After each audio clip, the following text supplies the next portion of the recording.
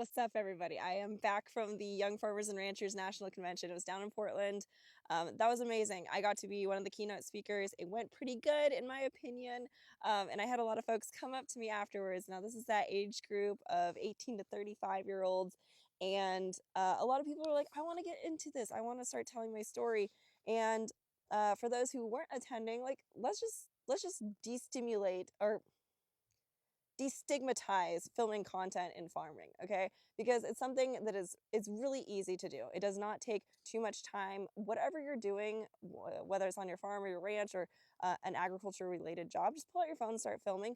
I used these mics. These are DJI mics for just like the wind. It was bad earlier, but you don't even have to use that. These are kind of on the bougier side. Maybe get some Rode ones on Amazon.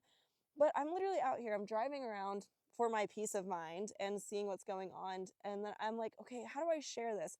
Well, first of all, find some like even lighting.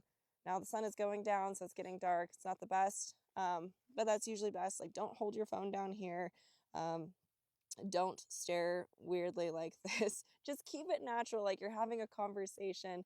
Don't worry about it being perfect. And what I'm going around and looking at is like, I know my trees are coming out of dormancy. Not everyone's gonna know what dormancy means. So I say, okay, they're coming out of dormancy. That means the trees were asleep all winter, but they're starting to wake up.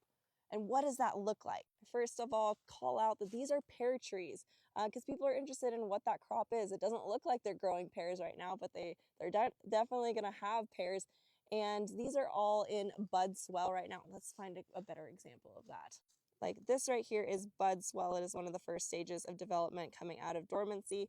And then after that, the buds start to go through what is called bud break. If I can find an example of that, you want a visual. So here that is, just a little bit of color showing up there, a little bit of life. And then what does this actually mean to people? I like to explain that like a little bit of color showing up, that bud break is an indicator that blossoms are going to show up.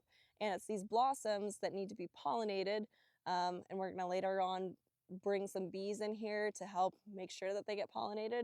And if they're pollinated, then those blossoms are actually what turn into fruit. Because not a lot of people actually know that those flower blossoms are what turn into the fruit. And it's really cool to start at this stage so people can really follow that story all the way through. But just an example of like simple education that is fun and helps people kind of look at their fruit differently, look at the crop that you're growing or the livestock that you're raising a little bit differently, because there's a lot that go into it and there's a lot that goes into it. Gosh, I can't really talk. I'm a little tired, but start telling your story, okay? This is how I do it.